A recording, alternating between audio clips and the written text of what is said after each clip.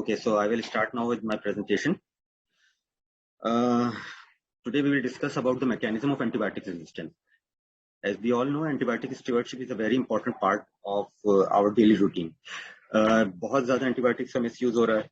We all know उसकी वजह से हमारे पास रेजिस्टेंट जो है स्ट्रेन्स इमर्ज हो रही हैं, और जब रेजिस्टेंट स्ट्रेन्स हमारे पास आ रही हैं तो उसकी वजह से हमारे पास it's getting difficult day by day to deal with the bugs. वो बग्स जो पहले हमारे पास बीटा लैक्टेम्स पेनिसिलिन वगैरह से कवर हो जाते थे, now it's getting difficult to deal with them, and now we are getting short of drugs to deal with the bugs, including gram negative हों चाहे ग्राम पॉजिटिव हों.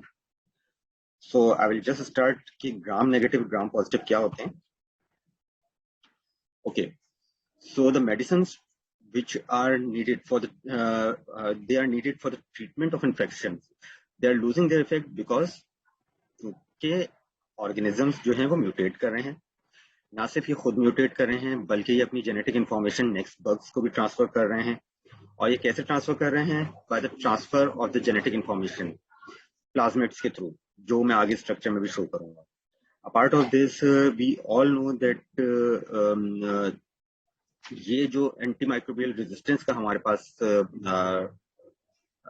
हमें दिख रही है, ये एक्सीलरेट हो रहा है ये procedure by the use of the antimicrobial medications and by the resistance acquired by these bugs against these antibiotics, and as a result of which ये जो resistant strains होती हैं, जब हम इसके अंदर पुरानी antibiotics यूज करते हैं, ये वैसी resistant हो चुकी होती हैं तो ये सर्वाइव करती हैं, और ये जो है वो फिर उसके अगेंस्ट अपनी रेजिस्टेंस शो करती हैं और ये फिर प्रोपोगेट करती हैं. फिर ये 1% to 2% ट्रांसफर भी होती हैं और फिर इन्फेक्शन कॉज करती हैं. एंटीमाइक्रोबियल हमारे पास डिफरेंट टाइप के माइक्रोबायोम्स हैं, इंक्लूडिंग बैक्टीरिया. तो अगर एंटी बैक्टीरियल रेजिस्टेंस है तो एंटीबायोटिक होगी. अगर एंटीवायरल रेजिस्टेंस है तो for example anti HIV medication के अंदर हो सकती है. एंटी पैरासाइटिक रेजिस्टेंस के अंदर हमें मालूम है कि पिछले दिनों के अंदर हमारे पास क्लोरोक्विन रेजिस्टेंस डेवलप हो चुकी है. अब वी आर हैविंग आर्टिसनिन सॉल्ट, और जो आर्टिसनिन लुमेफेंट्रिन बेस्ड सॉल्ट्स हैं वो भी रेजिस्टेंस शो कर रहे हैं, उसकी भी अगेंस्ट रेजिस्टेंस आ रही है. So we are getting short of drugs anyway. Apart of this anti fungal के अंदर हमारे पास candidiasis, aspergillosis, mucormycosis, different fungus है जिसके अगेंस्ट हमारे पास एंटी फंगल्स कम होते जा रहे हैं. सो रीजन क्या है इन सब चीजों का? सबसे पहले सबसे इंपॉर्टेंट, जैसे मैंने डिस्कस किया कि हमारे पास हेल्थ सेक्टर है. हेल्थ सेक्टर के अंदर स्पेशली जब पेशेंट किसी डॉक्टर के पास जाता है तो उसको बहुत सारे सिम्टम्स, नजला, खांसी, जुकाम, एक आध दिन का लूज मोशन, या for no reason antibiotics prescribe कर दी जाती हैं. We have lost such good antibiotics as ceftriaxone in the past because of this irrational practices. तो हमारे हेल्थ सेक्टर के अंदर inappropriate use of antibiotics ने बहुत अहम रोल प्ले किया for the loss of good antibiotics. Apart of this हमारे पास एनिमल सेक्टर है. एनिमल सेक्टर में क्या होता है? एक्चुअली वी ऑल नो, जैसे पोल्ट्री फार्म्स होते हैं, वहाँ पे आपकी चिकन्स हैं या गोट्स हैं, कैटल्स हैं. ये एनिमल्स जब एक हर्ड की तरह वहां पर रखे जाते हैं, उनको अच्छी जो है वो इम्यूनिटी प्रोवाइड नहीं की जाती. व्हाट हैपेंस इज कि उनकी ग्रोथ अफेक्ट होती है. ये और फिर इनकी अर्ली एज के अंदर डेथ हो जाती है. ये फिर इनके अंदर इनकी ग्रोथ रिस्ट्रिक्ट होने की वजह से इनकी आउटकम अच्छा नहीं होता. फिर इनको ये लोग स्टेरॉइड्स दे रहे होते हैं एनिमल्स को. स्टेरॉइड्स देने की वजह से उनकी इम्यूनिटी कॉम्प्रोमाइज हो रही होती है. स्टेरॉइड्स इसलिए दे रहे होते हैं ताकि जो है वो बल्क ऑफ मसल्स अच्छा बने एनिमल्स के अंदर, उनको टर्न आउट अच्छा मिले. तो ये ऑल इन सब चीजों की वजह से जब एनिमल्स प्रोन हो जाता है इन्फेक्शन के लिए तो उसके अंदर इन्फेक्शन होते हैं. जब इन्फेक्शन होते हैं तो इसके अंदर मिस यूज ऑफ एंटीबायोटिक्स होता है. ये लोग एंटीबायोटिक्स इन एनिमल्स को फीड करते हैं. जब ये एनिमल्स फीड होते हैं एंटीबायोटिक्स से तो इनके अंदर होने वाले जर्म्स जो हैं वो एक्वायर करते हैं रेजिस्टेंस अगेंस्ट द एंटीबायोटिक्स. और जब वो रेजिस्टेंस डेवलप हो जाती है तो वो फिर इन एनिमल्स के मीट कंजम्पशन या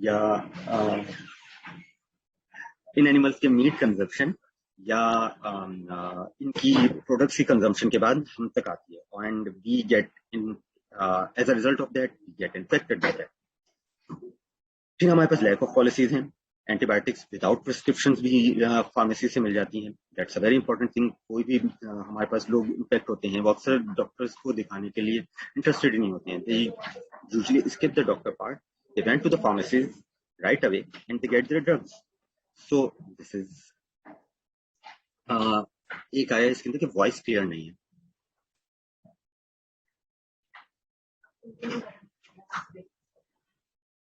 okay, just a minute, we are solving the issue. हमारे पास जब एंटीबायोटिक्स विदाउट प्रिस्क्रिप्शन अवेलेबल हो जाती हैं तो उससे क्या होता है कि वी कैन सी कि हमारे पास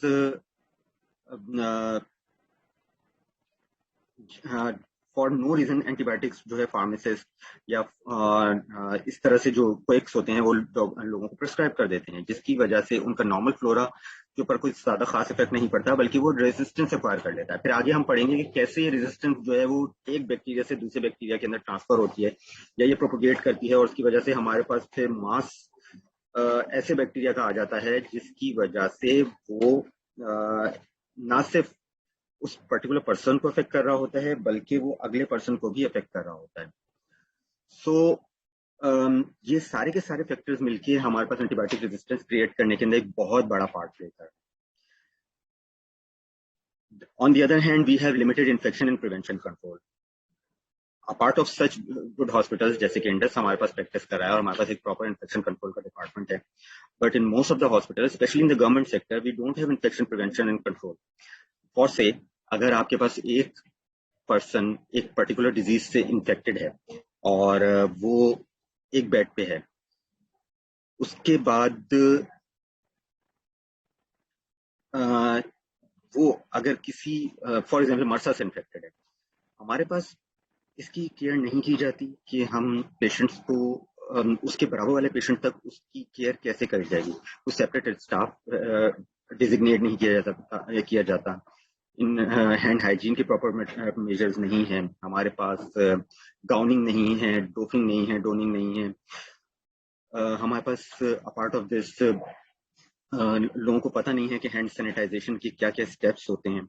तो होता क्या है कि जब कोई डॉक्टर या कोई नर्सिंग स्टाफ जब एक पेशेंट को केयर करने के लिए जाता है और ऐसे किसी रेजिस्टेंट बग के साथ जो कि एक पेशेंट इन्फेक्टेड होता है वो उसको एग्जामिन करता है या उसकी सराउंडिंग्स को टच करता है और फिर राइट अवे दूसरे पेशेंट पे चला जाता है विदाउट सैनिटाइजिंग हिज और her hand. So what happen is कि वो ये बग दूसरे पेशेंट तक ट्रांसफर कर देता है और that can lead to different sort of infection. Like blood stream infection हो सकती हैं, हमारे पास कॉटी हो सकता है जो कि catheter associated urinary tract infection है. फिर हमारे पास हॉस्पिटल एक्वायर्ड नमूनियाज हो सकते हैं. हमारे पास डिफरेंट तरह के इन्फेक्शन हो सकते हैं and we are not concern with it. हमारे पास इसकी लिमिटेड अवेयरनेस है, एंगेजमेंट नहीं है इन सेक्टर्स की, कोई इन चीजों को एड्रेस नहीं करना चाहता, कोई इसके ऊपर बात नहीं करना चाहता और कोई इस चीज को ठीक नहीं करना चाहता. So that's why we are getting more and more resistant bugs, and this is not just an issue of Pakistan; it's a worldwide issue. But obviously, Pakistan is a third world country. हमारे पास resources की कमी है, हमारे पास proper measures की कमी है, तो that's why maybe we are more affected with it. And the developed world like USA, England वगैरह यहाँ पर proper measures लिए जा रहे हैं. They are considering it as a problem, but till so far we are not. फिर अगर देखा जाए तो with the passage of time we are running short of options as well. Over here there is a chart which you can see. There is a large number of antibiotics which were developed in between 83 to 87. More approvals, more safe antibiotics, very good for the patients with a very good bioavailability with no hazardous effects. But with the passage of time, as we can see, the graph has gone down. We are not running short of options. We are not having drugs very frequently available. The newer drugs which are in progression can induce harmful effect in the patient as well, a part of the bacteria.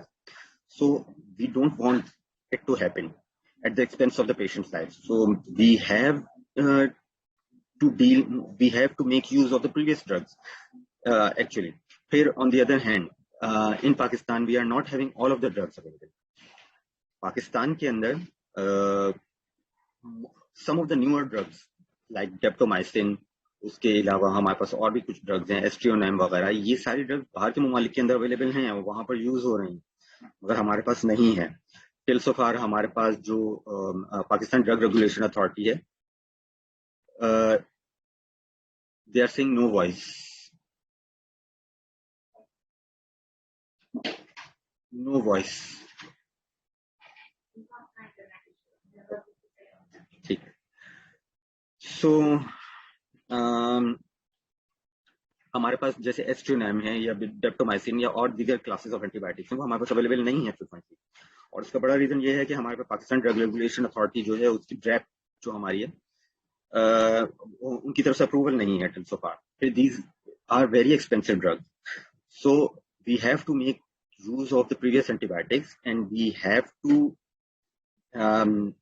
get our previous practices better as well. Now, what has happened when there's resistant bacteria? Due to the failure to respond to the first or second line of antibiotics, we have increased morbidity and mortality. क्यों? क्योंकि obviously जब हमारे पास first और second line antibiotics नहीं है तो we have to go for an expensive drug, and in certain hospital yes it is available, and for certain people yes they can get it, but not for everyone. कुछ जगहों पे finances के issues आ जाते हैं, कुछ जगहों पे हमारे पास इश्यूज आ जाते हैं कि एंटीबायोटिक्स जो है वो अवेलेबल नहीं थी। जैसे मैंने कहा कि हमारे पास पाकिस्तान में अप्रूव भी नहीं है कुछ एंटीबायोटिक्स, तो फिर कुछ जगहों पे हमारे पास पेशेंट इतना जो है वो वेल टू डू नहीं होता कि वो खुद परचेज कर सके। फिर हमारे पास गवर्नमेंट सेक्टर्स के अंदर स्पेशली जहाँ पे गवर्नमेंट प्रोवाइड नहीं कर पा रही होती कुछ एंटीबायोटिक्स को, तो in these hospitals these resistant bugs can lead to increased morbidity and mortality. Here, there is limited choice in selection of older tried and tested antibiotics, which are well known for their efficacy and side effects profile. यानी हमारे पास जो previously tried and tested antibiotics हैं, जैसे सेफ्ट्राइजोन हो गई, या हमारे पास सेफ्टिजिडीम हो गई, या हमारे पास सेफिपीम हो गई, या हमारे पास पेनिसिलिन हो गई, हमें इनकी सब पता है कि ये इनकी एफिकेसी कैसी है, इनकी साइड इफेक्ट प्रोफाइल क्या है, but as we are getting short of these action, we have to go for the newer choices of antibiotics. The new antibiotics we don't know because they have not been tested over a long period of time, so we are not well aware that what side effect they might gonna cause and what are the difficulties we will face with it. फिर new agents के अंदर restricted licensing conditions होती हैं due to limited availability of the clinical data on their efficacy. हमारे पास जैसे मैंने बताया कि ड्रैप हमारा जो है ड्रग रेगुलेशन अथॉरिटी पाकिस्तान, बहुत सारे ड्रग्स को उसने वो कंसिडर सेफ नहीं करती है कि उनकी एफिकेसी और साइड इफेक्ट की वजह से। That's why they are not till so far approved in Pakistan as well, कि वो बहुत एक्सपेंसिव हैं। Even if they are available they will not be available for most of the patients because it will be very expensive. So हमारे पास restrictions हो जाती हैं। फिर as you know कि हमारे पास new drugs आएंगी, जैसे in the past we have good drugs but it was misused by the quacks or by the general practitioners. What happened was कि उनके खिलाफ भी resistance आ गई। जब एक बैक्टीरिया एक पर्टिकुलर ड्रग के खिलाफ रेजिस्टेंट हो जाता है, मैं आगे इस चीज को एक्सप्लेन भी करूंगा, तो वो उस क्लास की दीगर एंटीबायोटिक से भी रेजिस्टेंट हो जाता है। सो it happens very frequently. So we need to, we are very much concerned with bringing of the newer agents because it might lead to resistance in them as well. Then if a patient stays in a hospital for a longer duration, then he has a longer chance or a larger chance of acquiring hospital acquired infections. और से जैसे मैंने कहा कि For example, if a doctor is examining a patient of a resistant bug like MRSA हो गया या CRE हो गया, and if he is not taking infection prevention measures while going to another patient, he may deliver the bug to the second one. This happens very frequently, and this is very frequently seen by us. At least it is addressed in the good practicing hospitals where we have infection control working. और जो इस चीज को address करके बताते हैं कि भाई एक पेशेंट आपके पास मर सकता है, अब आपके पास 2 हो गए हैं, अब आपके पास बढ़ के 4 हो गए हैं या 10 हो गए हैं. So what is the beginning point? It was basically the bad or worse infection prevention measures which are taken in the hospital. And the longer the patient stays in the hospital, the longer is the chances of him or her getting the infection.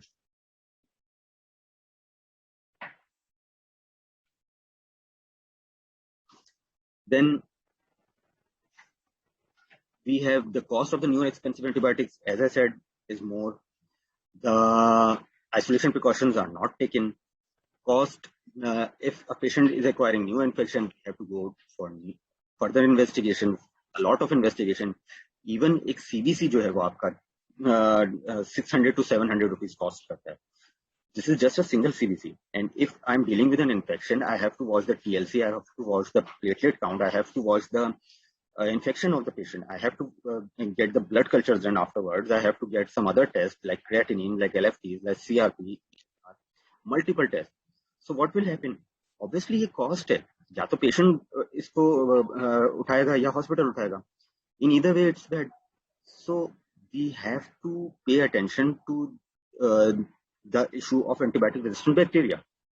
Then, with the extra length of stay and lower number of available beds for the hospital for the patients is another issue. You can see nowadays, especially Covid के दिनों में तो हमने specially देखा कि जब हमारे पास beds नहीं थे पेशेंट के लिए, जब पेशेंट एक आपके पास किसी एक बीमारी के साथ आया, फॉर एग्जांपल वो कोविड के साथ एडमिट हुआ, but in the due course of stay patient has acquired a hospital infection. Obviously, he's going to stay for long. What happened in the meanwhile? The new patients will not have the bed for their admission. This will lead to what? Either mortality, या वो patient कहीं और भागेगा, पता नहीं admit हो, अगर हो जाए तो प्राइवेट के अंदर होगा तो वो कॉस्ट उसको उठाना पड़ेगा, फिर वो कब तक वो उस कॉस्ट के बर्डन को अफोर्ड कर पाएगा. So these are all issues which we need to address. Then the collateral damages. Excessive use of antibiotics can lead to diarrhea by themselves as well, and on the other hand, they can cause an increased incidence of Clostridium difficile infection. Now, what is Clostridium difficile infection?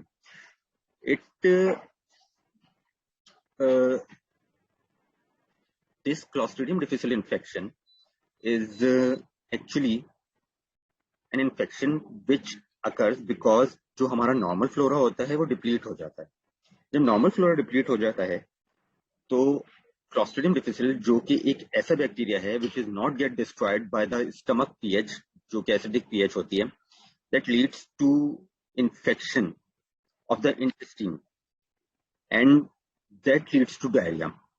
और उसको treat करने के लिए we once again have to go for certain drugs like vancomycin, metronidazole, expensive drugs होती हैं, उससे deal करना पड़ता है. कभी कभी हमें एक्सपेंसिव प्रोसीजर्स लाइक कोलोनोस्कोपी कराना पड़ता है, PCRs कराने पड़ते हैं, whatsoever. So we have to go through a lot of things for this. So it's the less we use the antibiotics, unless and until it is indicated, the better it is.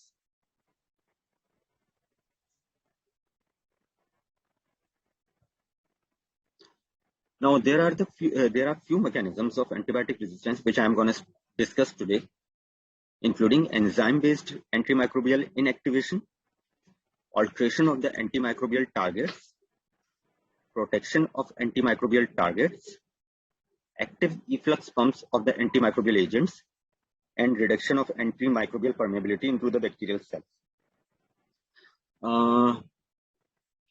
In case of any query, just leave me questions. I am following your chat and I will answer appropriately. So, ये एक structure है bacteria का. Over here आप लोग देख सकते हैं कि ये जो हमारी लेफ्ट साइड है ये ग्राम नेगेटिव बैक्टीरिया की है, और जो राइट हैंड साइड है ये ग्राम पॉजिटिव बैक्टीरिया है. ग्राम पॉजिटिव और gram negative bacteria are two different types of bacteria which occurs in the nature, and ये जो बैक्टीरिया होते हैं they are differentiated on the basis of the presence of a peptidoglycan layer cell wall.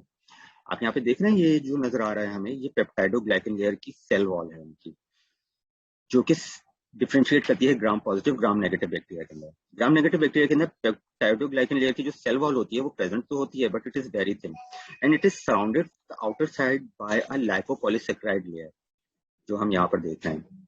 ये lipopolysaccharide layer जो होती है ये ग्राम negative bacteria के अंदर आउटर लेयर के अंदर प्रेजेंट होती है।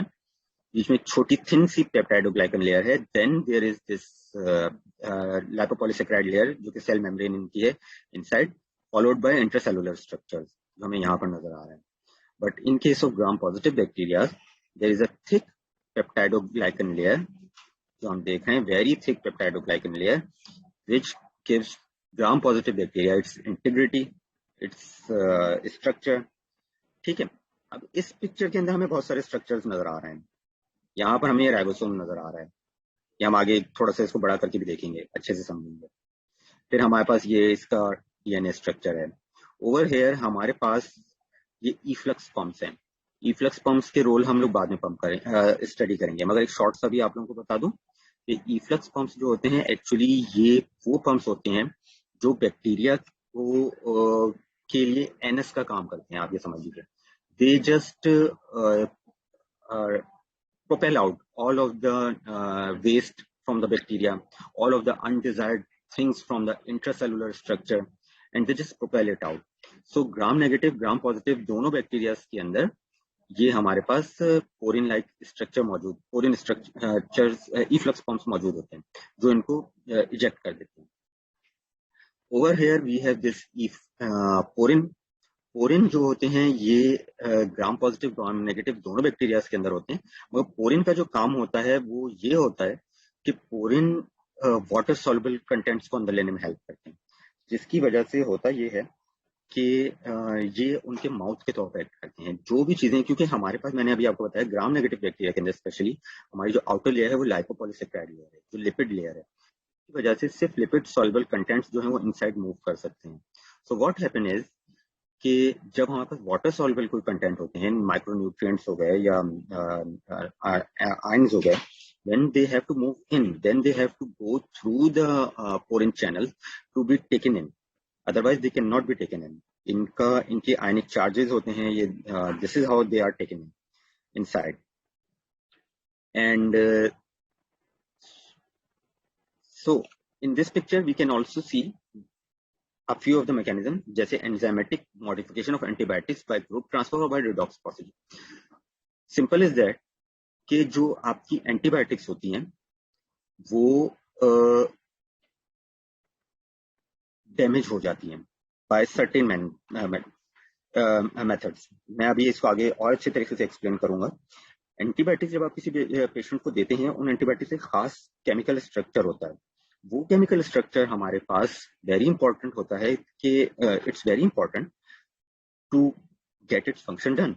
मगर अगर उनका वो बेसिक स्ट्रक्चर ही डिस्ट्रॉय कर दिया जाए तो then they are nothing more just but some residual particles.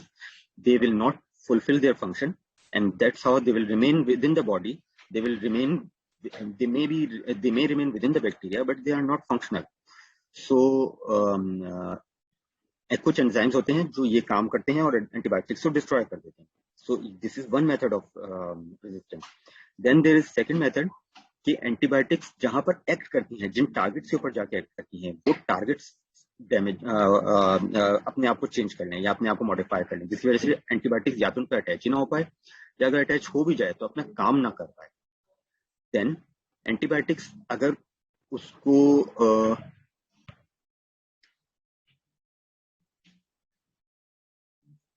yes, Uzair, you want to ask something, you can leave the message over here।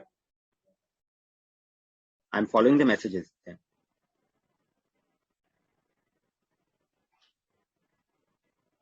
Okay, so in the meanwhile, जब तक उजायर का question आ रहा है, I will continue with my lecture.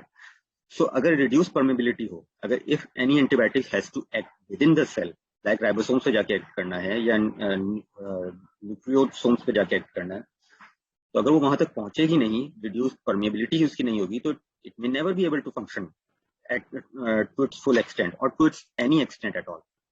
काम ही नहीं कर पाएगी। जब वो नहीं पहुंचेगी तो काम नहीं होगा, और जब काम नहीं होगा तो फिर bacteria have shown its resistance against it।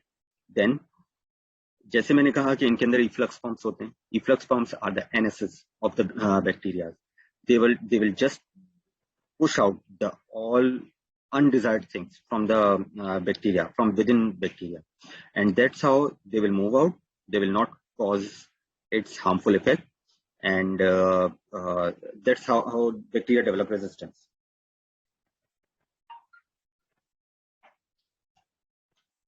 Now I will start with antimicrobial resistance mechanism one by one. This is the first one, enzyme based antimicrobial inactivation system. Enzymes हम सबकी बॉडी में होते हैं कुछ एंजाइम्स, और enzymes जो होते हैं ये मेटाबॉलिज्म को फास्ट करने में और हेल्प आउट करते हैं. व्हाट हैपन इज कि एंजाइमेटिक मैकेनिज्म्स बैक्टीरियाज के अंदर जो होते हैं ये इनकी जब कोई एंटीबायोटिक्स इनको दी जाती है, they just alter the function of the antibiotic. How? They hydrolyze it either, or they attach certain groups to the antibiotics that can cause resistance. क्योंकि अगर कोई चीज अटैच हो जाएगी बैक्टीरिया के साथ तो सॉरी एंटीबायोटिक स्ट्रक्चर के साथ, तो एंटीबायोटिक्स का स्ट्रक्चर ऑल्टर हो जाएगा. And if the structure is altered by any means, it will not act the antibiotic the way it is supposed to act. We all know that beta-lactams are the oldest known and the most diverse antibiotics, antimicrobial enzymes, beta-lactamases. Sorry. देखिए, first of all हमारे पास जो beta-lactam antibiotics group है उसके अंदर हमारे पास penicillin आया. उसके बाद फिर हमारे पास सिंथेटिक बीटा-लैक्टम आते हैं जिसके अंदर हम सब सेफ्ट्राइजोन तो तकरीबन सभी जानते हैं. सेफ्ट्राइजिडीन है, फिर हमारे पास फर्स्ट जनरेशन के अंदर है मल्टीपल सिफेलोस्पोरिन है, first second third generation cephalosporin है. तो ये बीटा-लैक्टम क्लास ऑफ एंटीबायोटिक कहलाती है, जिसके अंदर हमारे पास बाद में पार्टिसिलिन टेज़ोबैक्टम भी आया, फिर हमारे पास मेरोपेनिन भी है, कार्बापेनिन है. यानी तो these are all beta-lactams. What happened कि सबसे पहले क्योंकि जो हमारे पास एंटीबायोटिक्स आई वो पेनिसिलिन थी, तो ऑब्वियसली उसके अगेंस्ट में जो सबसे पहला एंजाइम आया वो पेनिसिलिनेजेस था. ये सारे एंजाइम्स जो बैक्टीरिया ने जनरेट किए ये एक कलेक्टिवली कहलाते हैं बीटा-लैक्टमेजेस.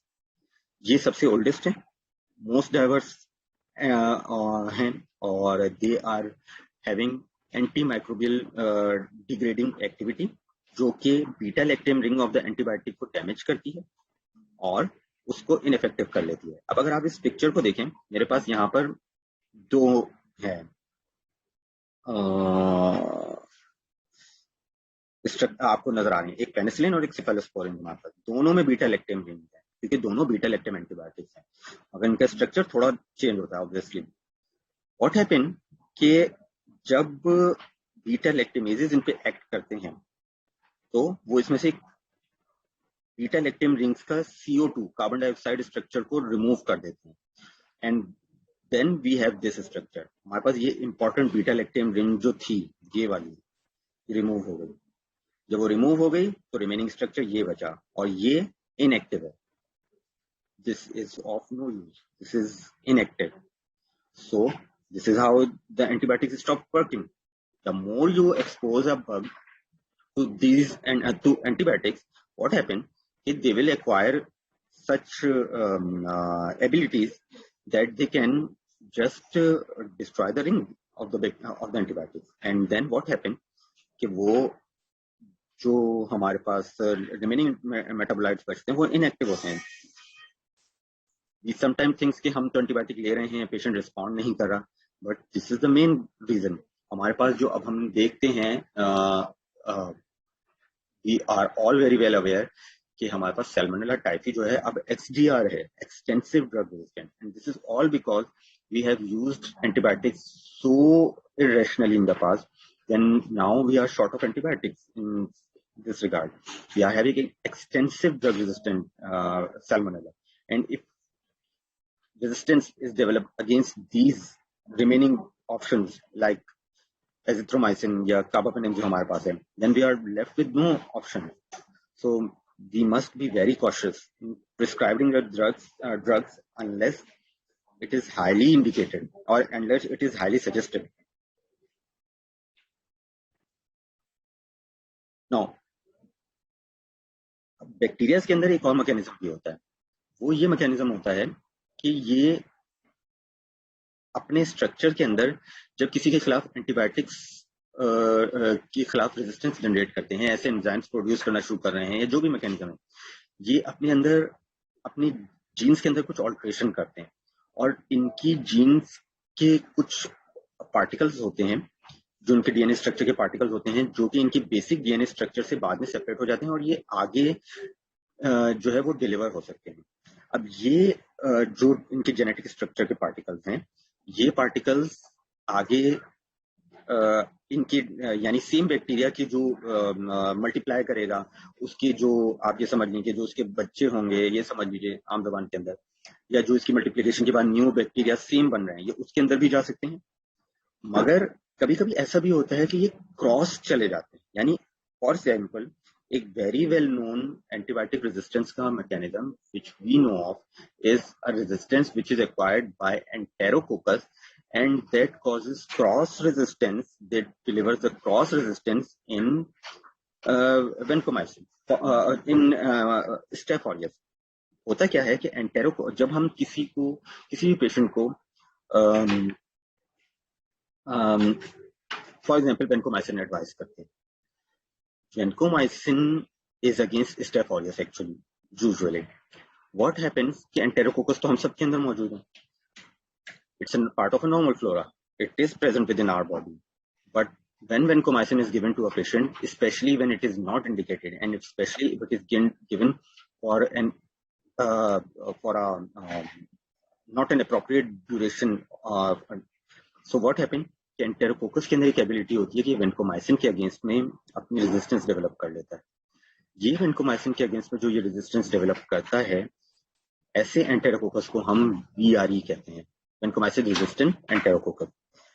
व्हाट हैपन कि ये अपने रेजिस्टेंस को प्लाज्मिड जीन्स के थ्रू ट्रांसफर कर देते हैं नेक्स्ट स्टेप के अंदर, और जब ये नेक्स्ट स्टेप इनको एक्वायर करता है स्टेप के अंदर, क्योंकि इनके दरमियान जेनेटिक मटेरियल का एक्सचेंज चल रहा होता है।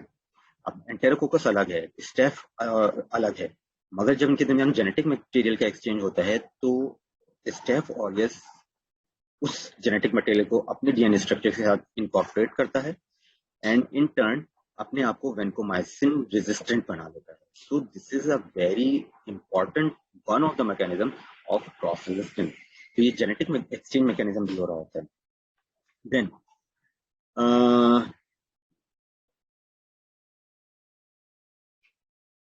जितना ज्यादा आप एंटीबायोटिक्स यूज करेंगे उतना होगा क्या, देखें, जब आपके पास एक पर्टिकुलर नंबर ऑफ बैक्टीरिया है, फॉर एग्जांपल 1000, उसमें से 2 रेजिस्टेंट है, अगर आपने जो है वो एंटीबायोटिक यूज करी, बाकी यानी 1000 में से आपकी पॉपुलेशन जो आपकी बैक्टीरिया की है, bill for just I am just giving you a number, it has nothing to do with actual facts, but अगर 1000 बैक्टीरिया है आपके पास, उसमें से सिर्फ 2 रेजिस्टेंट हैं और बाकी सारे के सारे आपके पास सेंसिटिव बग्स हैं, तो you are dealing with 998 sensitive bugs and 2 of resistant bugs.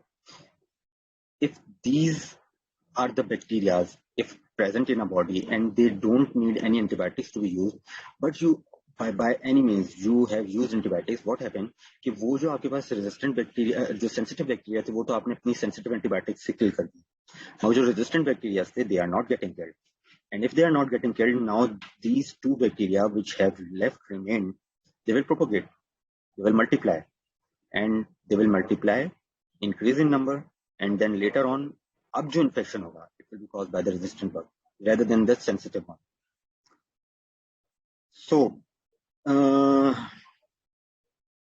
अब हम ये भी जानते हैं कि हमारे पास पिछले 20 सालों के अंदर या 30 सालों के अंदर ज्यादातर जो एंटीबायोटिक्स आई वो बीटा लैक्टेन की थी, चाहे आप उसके अंदर पाइपरासिलिन टेज़ोबैक्टेम ले लें, या आप कहने कि मेरोपेनेम्स हैं, अर्टापेनेम है, इमिपेनेम है, जो हमारे पास बड़ी एंटीबायोटिक के नाम हम ले लेते हैं, ये सारे के सारे बीटा लैक्टेम एंटीबायोटिक्स हैं।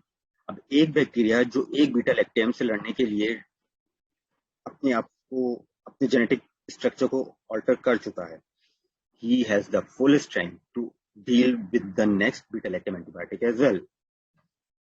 How does it do? It's very easy. उसने एक से तो लड़ लिया है, they may get killed, but they will act against it. They may somehow, in the later duration of time, develop resistance against the new antibiotic, and they cause resistance against it. अब beta lactam वैसे act कैसे करती हैं? Beta lactam इस तरह से act करती हैं कि बीटा लैक्टम का हमारे पास ये एक्ट करती हैं पेनिसिलिन बाइंडिंग प्रोटीन्स के अंदर। पेनिसिलिन बाइंडिंग प्रोटीन जो होती हैं ये बैक्टीरियल सेल वॉल का एक इम्पॉर्टेंट पार्ट है, जो कि पेप्टाइड क्रॉस लिंकिंग करा रही होती है इसके अंदर, जिसकी वजह से पेप्टाइडोग्लाइकन जो है वो सेल वॉल बनती है इसकी, जो अभी मैंने बाहर भी आपको दिखाई थी। तो बीटा लैक्टम एंटीबायोटिक यूजुअली हमारे पास इस पे काम करती हैं। होता क्या है कि जब बीटा लैक्टम एंटीबायोटिक्स हमारे पास आती हैं तो ये ट्रांसपेप्टाइडेज को इनहिबिट कर देती है, जिसकी वजह से पेप्टाइड लिंकिंग बंद हो जाती है, क्रॉस लिंकिंग ब्लॉक हो जाती है, पेप्टाइडोग्लाइकन सेल वॉल बायोसिंथेसिस बंद हो जाती है। जब ये बंद हो जाएगी तो सेल वॉल का स्ट्रक्चर वीक पड़ जाएगा। जब सेल वॉल का स्ट्रक्चर वीक पड़ेगा तो वहां पर पोर्स क्रिएट हो जाएंगे, जिसकी वजह से ऑस्मोसिस होगी फ्रॉम सराउंडिंग इंट्रासेलुलरली वाटर मूव करेगा। जब इंट्रासेलुलरली वाटर मूव करेगा तो सेल में इम्बाइबेशन होगी, इम्बाइबेशन के साथ उसके अंदर डिस्ट्रक्शन होगी और सेल डिस्ट्रॉय हो जाएगा in the later duration of time. So this is how usually beta lactam antibiotics work. But हमने जैसे पहले देख लिया कि बीटा लैक्टमेजेस जब हम देते हैं तो ये एंटीबायोटिक अपना काम करना बंद कर देती हैं, और बीटा लैक्टमेजेस काम नहीं करते हैं, बैक्टीरियल सेल डिस्ट्रॉय नहीं होता, and then what happen is कि बैक्टीरिया डिस्ट्रॉय नहीं हो पाता। हमें पता है कि अर्ली बीटा लैक्टमेजेस पेनिसिलिनेजेस थे जो कि पेनिसिलिन को डिग्रेड करते थे, मगर फिर बाद में हमारे पास सेमी सिंथेटिक पेनिसिलिन आए जिसमें मेथिसिलिन है, एम्पिसिलिन है, एमॉक्सिसिलिन है, कार्बापेनिन है, ये सब कुछ हमारे पास आए, और बीटा लैक्टमेजेस इनको डिग्रेड करने के लिए कैपेबल होते हैं इनके। फिर जो मैंने आपसे भी स्ट्रक्चर डिस्कस किया था प्लाज्मिड बॉन्ड बीटा लैक्टमेज, इसके अंदर डिफरेंट टाइप्स हैं हमारे पास। जो बड़े बड़े नाम है उसके अंदर एक TEM1 है, उसके बाद TEM2 है, SHB है। ये up to some extent inhibit हो जाते हैं क्लेवेनिक एसिड के साथ, जैसे कि हम देखते हैं एमॉक्सिल के साथ। एमॉक्सिल के साथ जो कॉम्बिनेशन ड्रग आती है तो एक्चुअली इसी प्लाज्मिड बॉन्ड ट्रांसफरेबल जो बीटा लैक्टमेज होते हैं ये उनको इनहिबिट करते हैं। तो एमॉक्सिसिलिन क्लेवेनिक एसिड जो ऑगमेंटिन के नाम से हम सब जानते हैं उसके अंदर अवेलेबल होती है। फिर हमारे पास पाइपरसिलिन टेजोबैक्टेम या सेफोपेराजोन सल्बैक्टेम। ये जो बैक्टेम टेजोबैक्टेम वाला जो ग्रुप है, सल्बैक्टेम वाला जो ग्रुप है हमारा, ये एक्चुअली बीटा लैक्टमेजेस को रेजिस्ट करता है जो प्लाज्मिड बॉन्ड ट्रांसफर हो रहे होते हैं।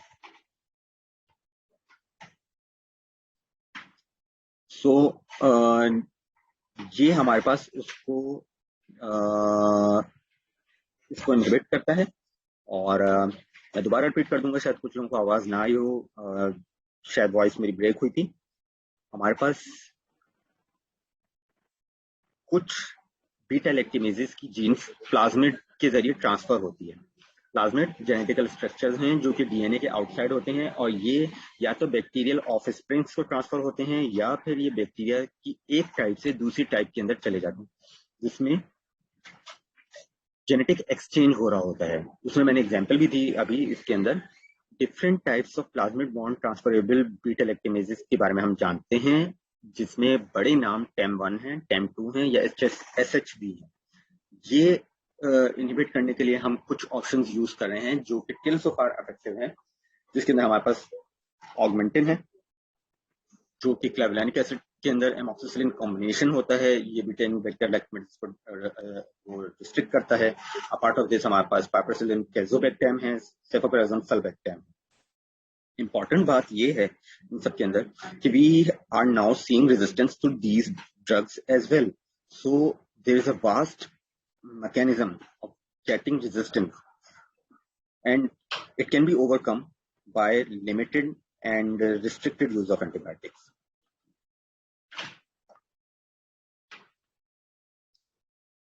जैसे मैंने भी आपको बताया, ये एक बैक्टीरियल डीएनए का स्ट्रक्चर है, और वो डीएनए के पार्टिकल्स जो कि मेन डीएनए से निकलकर सेपरेट हो जाते हैं, these particles are not a part of DNA but they can be transferred to the offspring and to the next type of bacteria. They are called as plasmids. ये slide हमारी बताती है evolution of beta लैक्टेमेजेस। हम यहाँ पर देख सकते हैं कि 1928 के अंदर हमारे पास पेनिसिलिन की डिस्कवरी हुई और 1940 में हमारे पास पेनिसिलिन का इस्तेमाल होना शुरू हुआ। 4 साल बाद ही हमारे पास पेनिसिलिनेजेस आ गए। आप देख रहे हैं कितना जल्दी हमारे पास इसके अगेंस्ट रेजिस्टेंस आई। फिर हमने सेफेलोस्पोरिन बनाए, फिर methicillin, ampicillin, beta lactamase inhibitors हमने डालना शुरू किए। अभी बताया मैंने कि हमने टेजोबैक्टेम डाला, सल्बैक्टेम, सेफोक्वेराजोन को हमने डाला था। उसके अलावा हमने क्लेवलानिक एसिड को एंटर किया। मगर हमारे पास against all of the bugs जो है वो बीटा लैक्टेमेज आते चले गए। For example extended spectrum beta lactamase, ये जो हमारे पास थर्ड जनरेशन सेफेलोस्पोरिन होती हैं उसके अगेंस्ट में रेजिस्टेंस शो कर रहे होते हैं। ये 1983 में ही आ गए थे, so early, and we are using peptides nowadays even. ESBL जो है सेफ्ट्राक्सोन के अगेंस्ट रेजिस्टेंस बहुत पहले ही हमारे पास आ चुकी है, बट जो हमारा थर्ड जनरेशन सेफेलोस्पोरिन उसके अगेंस्ट में हमारे पास रेजिस्टेंस पहले ही आ चुकी है बहुत। मगर these are getting more and more. This is discovered in this part of time, but they are now a threat at this particular moment of time. फिर हमारे पास मेटलो बीटा लैक्टेमेजेस है, एनडीएम है, मल्टीपल टाइप्स ऑफ बीटा लैक्टेमेजेस हमारे पास आ गए हैं। तो in short इस slide से शो करने का मकसद ये है, यहाँ आपकी एंटीबायोटिक आती है और उसके थोड़े ही दिनों में उसके अगेंस्ट में जो है वो बैक्टीरिया रेजिस्टेंस शो कर देते हैं। So the bacteria, we do not have to take them very lightly. We have to take them very seriously. They are very capable as we are. जैसे हमारे अगेंस्ट में अगर कभी कोई चीज होती है, कोई हमला कर दे, तो हम अपनी प्रोटेक्शन करते हैं, हम डिफरेंट स्ट्रेटजीज प्लान करते हैं। तो bacteria do the same thing. They know that we are trying to kill them and they know the mechanism with which they can protect themselves. So, but these pathogenic bacteria are harmful for our community. So obviously we have to kill them. But with the passage of time, due to the inappropriate use of antibiotics, we are getting short of it. Beta lactamase enzymes की जो एक short सी molecular classification है, may be it is of interest to you people. एक serine based होती है classification, जिसके अंदर हमारे पास क्लास ए सी डी आ जाती है, और एक मेटलो बीटा लैक्टेमेज होते हैं जो कि क्लास बी होते हैं। ये new Delhi Metlo beta lactamase होते हैं, और ये हमारे पास डिफरेंट मेथड्स हैं of producing of bacteria to produce beta lactamase enzyme, and that's how they act against the beta lactam drugs and get these drugs non-functional. Beta lactamase mediated antimicrobial resistance is widespread among different bacteria. एक short सा mnemonic याद रख लें, जैसे enterococcus हो गया, staph हो गया, क्लेप्सिला हो गया, एसिनोटोबैक्टर बॉमिनी हो गया, सूडोमोनास आर्जिनोसा हो गया, इकोलाई हो गया। ये बैक्टीरियाज एक हमें आउटलाइन शो कर रहे हैं all of the bacteria, all of the resistant bacteria which we are dealing with. There are many more a part of this, and because of these drugs now we have to use expensive antibiotics and with a high economic burden and with high risk of mortality. For example, just एक छोटी सी example, पहले salmonella typhica infection we can treat with just 2 grams of ceftriaxone once daily, या cefixime. How much does it cost? Maybe एक while ceftriaxone का 600 में आ जाता होगा, 1000 में आ जाता है, I don't know, I am not very much aware of figures, but yes, maximum इतना ही कॉस्ट होती है ना 2 ग्राम ceftriaxone, एंड वो आपको वंस डेली देना है, और वो एक सर्टेन ड्यूरेशन तक आप उसे ट्रीट कर सकते हैं। But now we have this ceftriaxone resistant Salmonella typhi. Now what we are dealing with this कि अब हमें कार्बापेनेम देने हैं मेरोपेनेम। मेरोपेनेम कितने का? एक while of 1 gram meropenem cost like 2500 to 3000। तो अगर मैं 2500 भी रखूं तो पर डे की कॉस्ट मेरी जो 1000 में शायद डील हो सकता था, वो अब 7500 में चलेगी, क्योंकि पर डे तो मुझे 3 मरतबा देना है। तो पेशेंट को एडमिट करना पड़ेगा, हॉस्पिटल कॉस्ट अलग आएगी, हॉस्पिटल की डॉक्टर्स कॉस्ट है, हॉस्पिटल की स्टाफ कॉस्ट है, हॉस्पिटल में उसके ऊपर जो एपरेटस यूज हो रहा है, जो इक्विपमेंट्स यूज हो रहे हैं, जो उसकी इन्वेस्टिगेशन हम कराएंगे। So all of these things are putting extra burden. So we must be very cautious.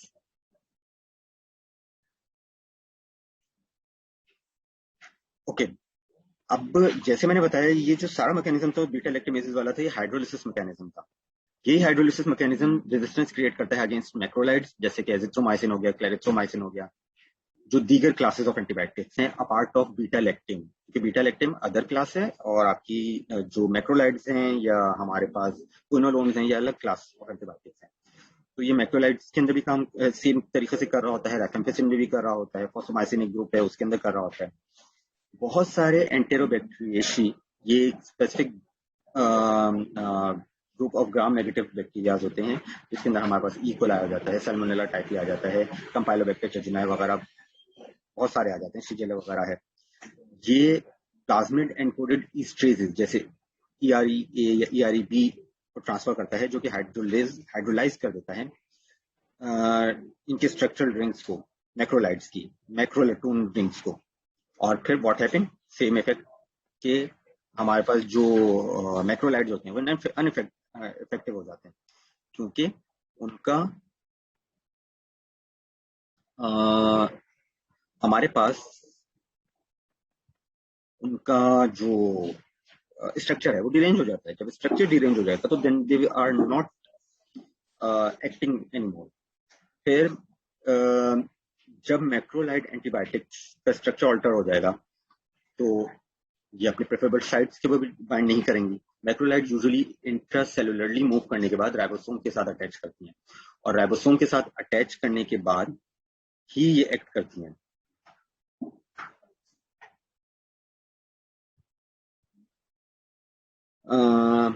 And that's how it acts. तो जब मैक्रोलाइड्स अपना काम नहीं कर पाएंगी तो इन अ रिजल्ट व्हाट हैपन कि they will be remain the bacteria will remain resistant to the bug to the drug.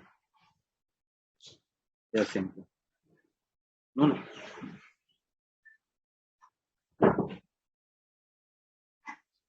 Okay. दूसरा मेथड जो था, जो मैंने शुरू में भी एक्सप्लेन किया था, एक मैंने आपको कहा था कि हाइड्रोलिसिस कर देते हैं, ये हाइड्रोलाइजिंग एंजाइम्स क्रिएट करते हैं और उसके जरिए वो करते हैं। मल्टीपल टाइम्स आया है कि एंड वॉइस क्लियर नहीं है। आयशा, ये 3 मैसेजेस आ चुके हैं कह रहे हैं कि वॉइस क्लियर नहीं। अच्छा अच्छा, ठीक ठीक ठीक ठीक, ओके। सो जो हमारे पास दूसरा मेथड होता है वो होता है ग्रुप ट्रांसफर का। इसके अंदर हमारे पास ग्रुप्स जैसे acyl group, glycosyl, ribosyl, nucleotidyl, phosphoryl, thiol groups, ये ग्रुप्स रेजिस्टेंस क्रिएट कर देते हैं तो रेंज ऑफ एंटीबायोटिक्स जिसमें अमाइनोग्लाइकोसाइड, राफामाइसिन या मैक्रोलाइड्स शामिल हैं। व्हाट हैपन कि जब ये इसके साथ कोई एंटीबायोटिक के साथ कोई दूसरा ग्रुप आके अटैच हो जाता है तो उसकी अटैचमेंट की वजह से वो एंटीबायोटिक हमारे पास काम जैसे नहीं कर पाती जैसे कि इसको करना चाहिए। बाय एनी मीन, या तो आप स्ट्रक्चर में से कुछ डिटेक्ट कर लें हाइड्रोलाइसिस करके, या कुछ ऐड कर दें, उसका जो बेसिक स्ट्रक्चर है वो लॉस हो गया। जब बेसिक स्ट्रक्चर लॉस हो गया तो it will not any further act as the new antibiotic. Okay.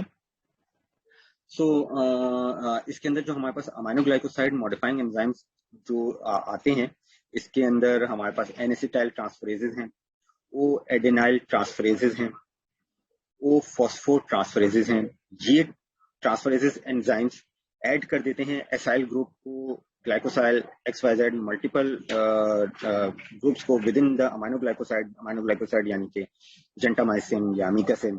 और जब ये उसमें जाके अटैच हो जाते हैं तो व्हाट हैपन कि हमारे पास वो एंटीबायोटिक्स अपना स्ट्रक्चर लॉस कर देती है और वो मर्ड फर्दर काम नहीं करती।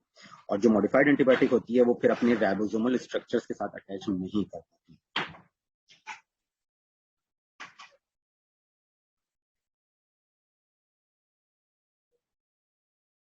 So I hope this answers your question. We have checked actually, but I'm really sorry that we are having a good internet connection because we are getting a feedback from us कि हमारे पास voice clear है, but I am really sorry कि शायद आप लोगों तक आवाज सही नहीं आ रही है। तो kindly check your internet connection.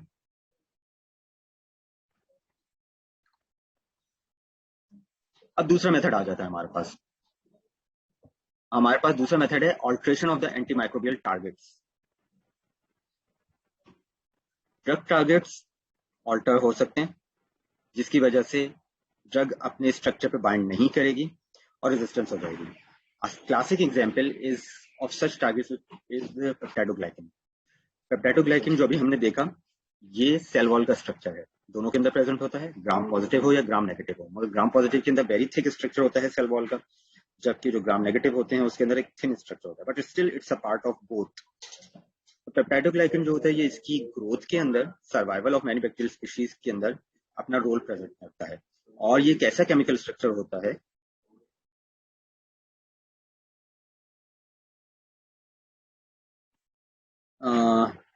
Okay, so peptidoglycan एक ऐसा स्ट्रक्चर होता है जो कि होस्ट यानी ह्यूमंस के अंदर प्रेजेंट नहीं होता, या अगर कोई और मैमिल है तो उसके अंदर प्रेजेंट नहीं होता, and because of this we are protected. So peptidoglycan के अंदर हमारे पास जो टारगेट टिश्यूज हो सकते हैं, यूजुअली जो हमारे पास एंटीबायोटिक्स होती हैं, वो पेप्टाइडोग्लाइकन के अंदर पेनिसिलिन बाइंडिंग प्रोटीन्स होती हैं। उसके अंदर जाके हमारी पेनिसिलिन या जो बीटा लैक्टम एंटीबायोटिक्स होती हैं वो अटैच होती हैं। जब वो अटैच होती हैं वहां पे जाके वो उसको सेल वॉल को डैमेज करते हैं, जिसकी वजह से मैंने बताया था आपको कि सारा का सारा इन्फ्लक्स हो जाता है और वाटर इन या सराउंडिंग जो ऑस्मोटिक ग्रेडियंट होता है वो क्रिएट होता है, जिसकी वजह से इन्फ्लक्स होता है और सेल वॉल स्ट्रक्चर डिस्ट्रॉय हो जाता है और इंटरसेलुलर सारे कंपार्टमेंट फिर रिलीज हो जाते हैं। अदर और टारगेट साइट्स कौन कौन सी हो सकती हैं, जैसे अमाइनोग्लाइकोसाइड के अंदर हमने पढ़ा कि राइबोसोम्स हो सकती हैं, फिर न्यूक्लिक एसिड एंजाइम्स हो सकते हैं, लाइपोपॉलीसेकेराइड लेयर जो कि ग्राम नेगेटिव रॉड का स्पेशल, ठीक है। तो जो लाइपोपॉलीसेकेराइड स्ट्रक्चर होते हैं जो कि ग्राम नेगेटिव रॉड्स का होते हैं वो होते हैं।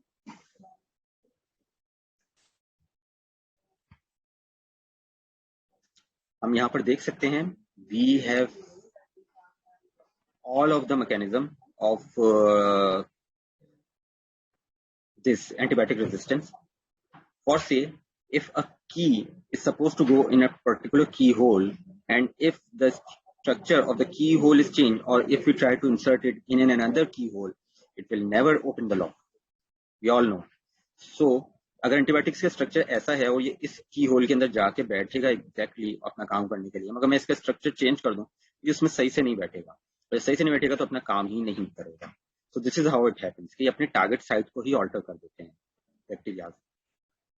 फॉर एग्जाम्पल, जो 50S राइबोसोमल सब यूनिट्स हैं, ये बाइंडिंग साइट ऑफ मैक्रोलाइड, लिंकोसमाइड और स्ट्रेप्टोग्रानिन वगैरह के लिए एक्ट करती है। 23S राइबोसोमल आरएनए, राइबोसोम के डिफरेंट पार्ट्स होते हैं, वो मैं आगे आपको दिखा दूंगा, मेरे पास एक पिक्चर है इसके अंदर। ये अगर इसके अंदर ऑल्ट्रेशन हो जाए, इसके अंदर म्यूटेशन हो जाए, तो रेजिस्टेंस टू मैक्रोलाइड क्रिएट हो जाती है। फिर मैक्रोलाइड रेजिस्टेंस हमें स्ट्रेप्टोकोकस नमूनिया के अंदर भी दिखती है, क्योंकि इसके अंदर इसकी कुछ पर्टिकुलर प्रोटीन होती हैं, L4 एंड L22, उसके अंदर जो 50S यूनिट सब यूनिट का पार्ट होती है, उसके अंदर ऑल्ट्रेशन हो जाती है। ये सब याद रखना एग्जैक्टली इतना बहुत इंपॉर्टेंट नहीं है, मगर ये समझना बहुत इंपॉर्टेंट है कि अगर आपका बेसिक राइबोसोमल स्ट्रक्चर के ऊपर डैमेज होगा, तो वो अगर डैमेज होगा तो आपका और स्ट्रक्चर अगर बैक्टीरिया उसी को चेंज कर देगा, तो मैक्रोलाइड को जहां जाके सपोजिटली काम करना था वो वहां काम ही नहीं कर पाएगा। जो काम ही नहीं कर पाएगा तो अपना फंक्शन पूरा नहीं कर पाएगा। तो इसी तरह से टेट्रासाइक्लिन जो कि 30S राइबोसोमल सब यूनिट पे काम करते हैं, और अमाइनोग्लाइकोसाइड्स जहां पे अमाइनोग्लाइकोसाइड काम करते हैं, वो भी अनयूजफुल हो जाता है। अब इस पिक्चर के अंदर हमें डिफरेंट राइबोसोमल पार्ट्स दिख रहे हैं। सिंपल सा जो आपको समझने की जरूरत है कि बैक्टीरिया जो हमारे पास एंटीबायोटिक्स होती हैं वो डिफरेंट साइट्स को चूज करती हैं। वो कहती है मैं इस की को जाके ओपन करूंगी, मैं इस लॉक को जाके ओपन करूंगी, मैं इस लॉक को जाके ओपन करूंगी।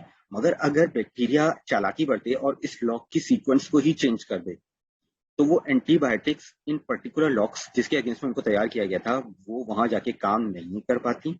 जब वो वहां जाके काम नहीं कर पाती तो फिर वो अपना फंक्शन पूरा नहीं कर पाती, और bacteria that's how renders itself resistant to that particular class of antibiotics. So till so far we have discussed two types of resistance mechanism. One by means of enzymatic modification, जिसमें मैंने एक बताया कि एक हाइड्रोलिसिस होती है, और दूसरा जो होता है वो ग्रुप एडिशन होता है। और इसके अलावा जो हमने दूसरा डिस्कस किया वो हमने डिस्कस किया bye means of alteration of the drug target site, इधर या तो सेल वॉल के ऊपर हो जैसे पेनिसिलिन बाइंडिंग प्रोटीन वगैरह जो साइट्स होती है बीटा लैक्टिन के लिए, या इंटरराइबोसोमल हो अगर किसी एंटीबायोटिक को एक्ट करना है। तो अगर वो टारगेट साइट ही ऑल्टर हो जाएगी तो एंटीबायोटिक एक्ट नहीं कर पाएगी। We will take a short break over here and will come after Aisha, after 10 to 50 minutes, and we will continue with the rest of the resistance mechanism. Thank you.